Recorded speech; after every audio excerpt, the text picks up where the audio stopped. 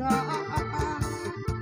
สิ้นกันเท่านี้ที่นี่คือนางตลาดสิ้นแล้วก็มาก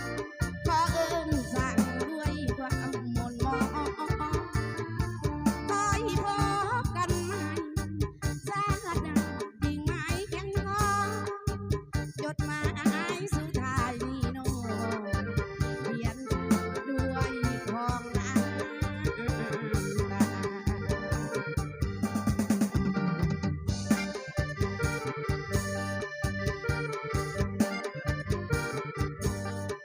อยากคือน้ำตาไหลเลยถึงกับแพงไปแล้ว